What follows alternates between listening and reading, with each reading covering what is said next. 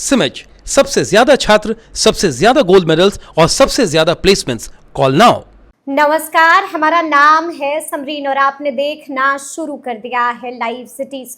देखिए, आपको अच्छी तरीके से मालूम है कि एनडीए में सीट शेयरिंग का फॉर्मूला तय हो चुका है, लेकिन अब सबकी निगाहें महागठबंधन पर टिकी हुई हैं और सब यही जानना चाह रहे हैं कि आखिर महागठबंधन में पेच कहां पर फंसा हुआ है, महागठबंधन में चल क्या रहा है और महागठबंधन की चाल क्या कुछ है।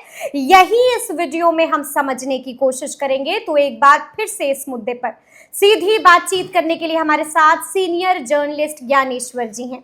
ज्ञानेश्वर जी, हम थोड़ा समझना चाहेंगे कहां पर पेच फंसा हुआ है। महागठबंधन में अब तक सीट शेयरिंग का फॉर्मूला क्यों तय नहीं हो पाया है? देखिए समरीन जी, आपने कहा कि एनडीए में सीट शेयरिंग हो गई, सीटों की संख्या तय हो गई। देखिए, आज ऐलान भी होना था, लेकिन ऐलान को कल के लिए टाल दिया गया, मंगलवार के लिए। तो इसका मतलब वहां भी कुछ पेच है। सीटों की संख्या तय हुई थी, कौन सी सीटें किस दल के खाते में, इस पर सहमति बनी थी। अंतिम रूप से सहमति नहीं बनी थी, सहमति बनी थी, प्रारंभिक सहमति। और खबरें यह भी आ रही है कि मुकेश सहनी को लेकर कुछ कंफ्यूजन है महागठबंधन में भी और एनडीए में भी। देखिए कि मुकेश सहनी भी दिल्ली में है, तेजस्वी यादव भी दिल्ली में है और राहुल गांधी, मल्लिकार्जुन खड़गे तो दिल्ली में है ही, कृष्णा अल्लावरू भी पहुंचे हुए हैं। कांग्रेस, राजेश राम भी। कांग्रेस का फैसला कृष्णा अल्लावरू और राजेश राम के माध्यम से ही होगा। महागठबंधन की चाल क्या है, यह बात समझ में नहीं आ रही है।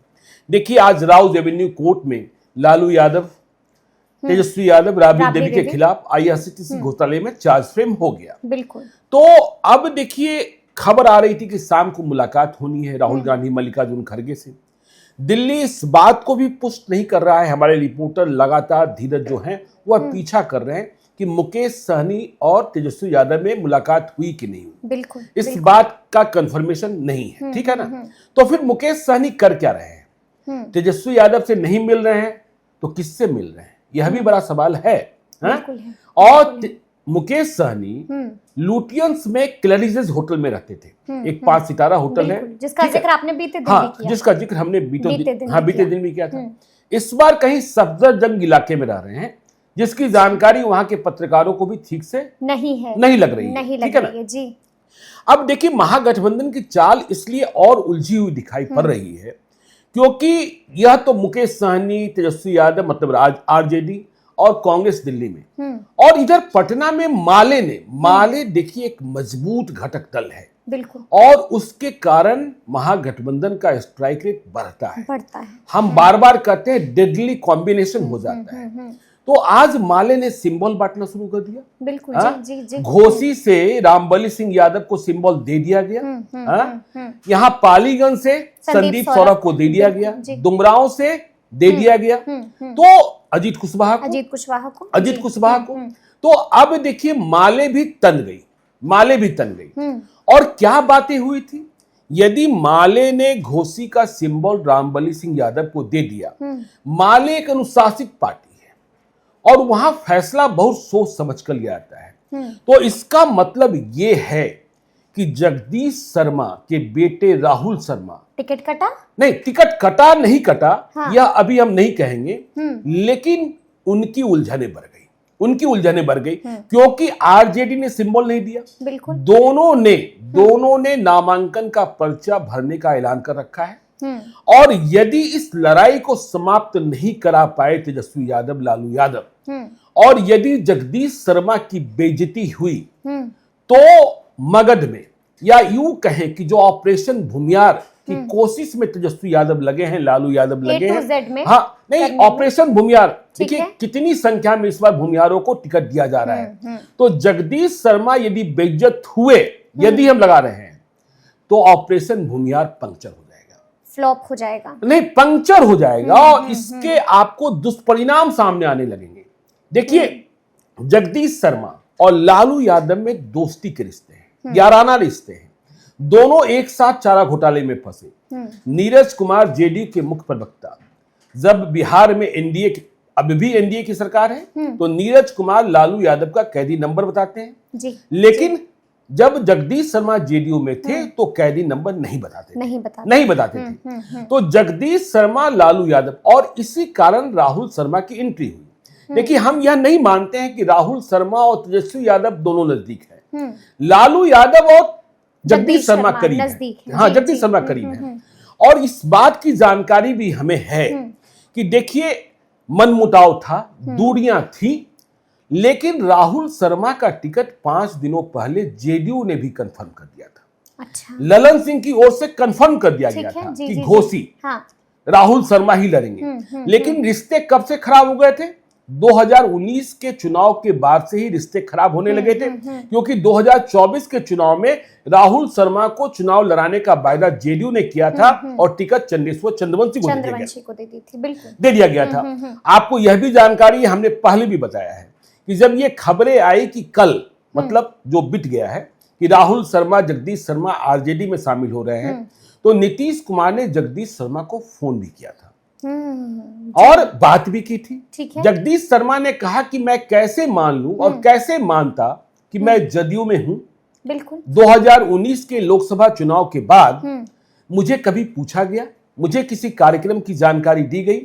तो अब देखिए इस कांटे को कि माले ने सिंबल दे दिया और राहुल शर्मा को लड़ना है।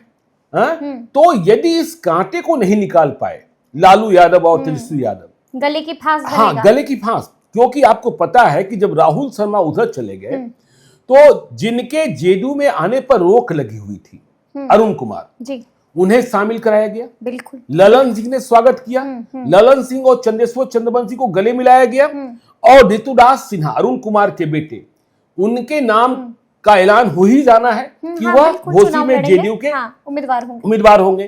तो अब माले को किसी भी कीमत पर समझाना होगा। नहीं समझा पाए तो मुश्किलें होंगी।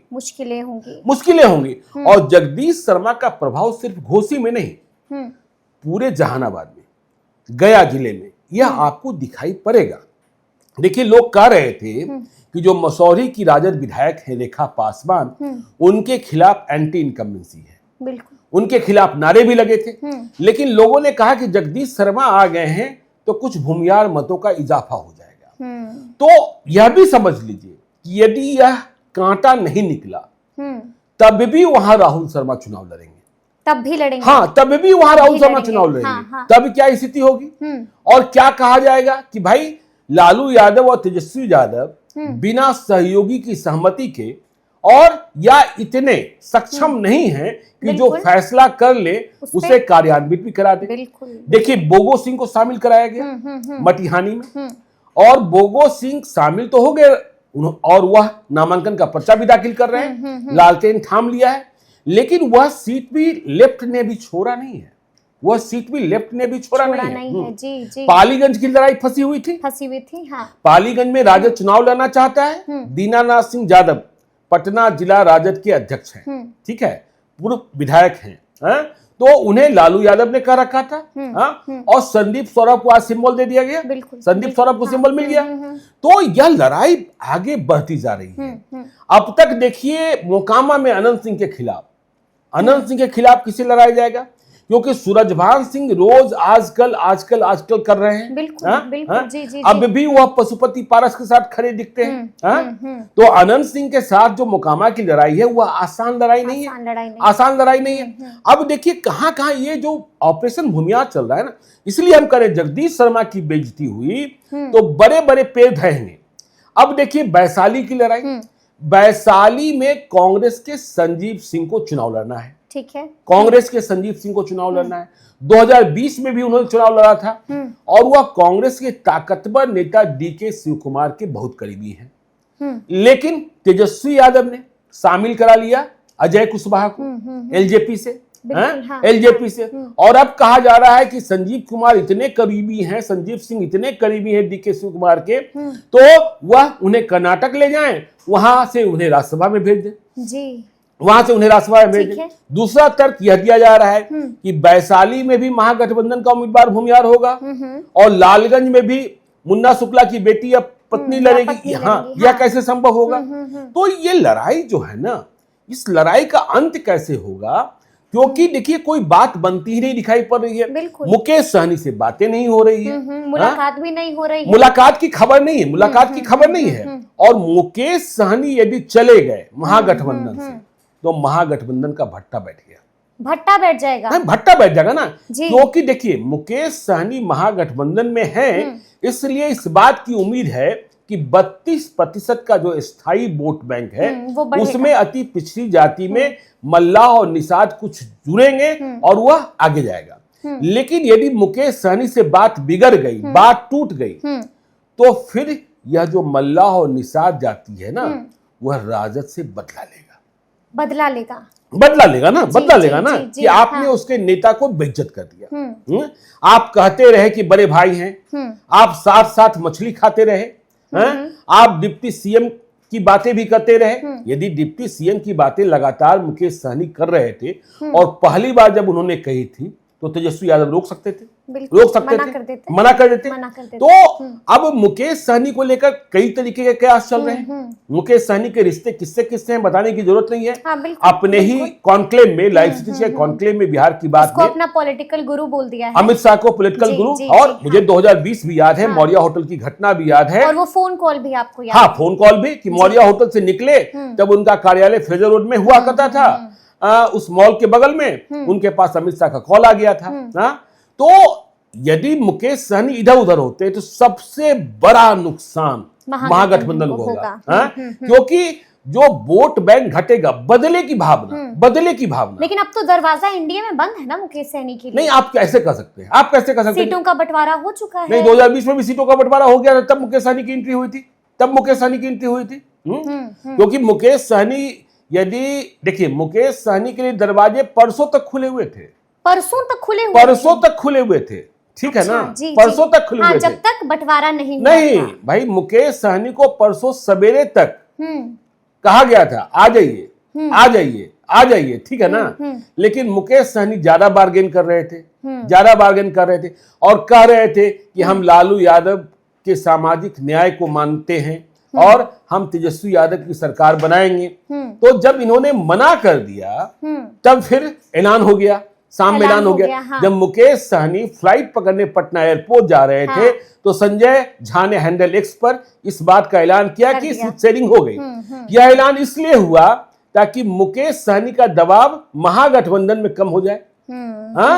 लेकिन मुकेश सहनी इधर उधर हुए तो महागठबंधन को भारी नुकसान है, और जगदीश शर्मा की इज्जत खराब हुई तो ऑपरेशन भूमिहार पंक्चर हो जाएगा, पंचर हो जाएगा। तो अब देखना होगा कि आगे आगे क्या क्या होता है, क्योंकि बिहार की सियासत में बहुत कुछ होना है, क्योंकि वक्त चुनाव का है। तो फिर ये पूरी चर्चा, पूरी बातचीत आपको कैसी लगी है, कमेंट करके हमें ज़रूर बताइएगा। तो ऐसे तमाम अपडेट्स के लिए बिल्कुल ऐसे ही हमारे साथ बने रहिएगा और देखते रहिएगा लाइव सिटीज़। बहुत शुक्रिया, धन्यवाद।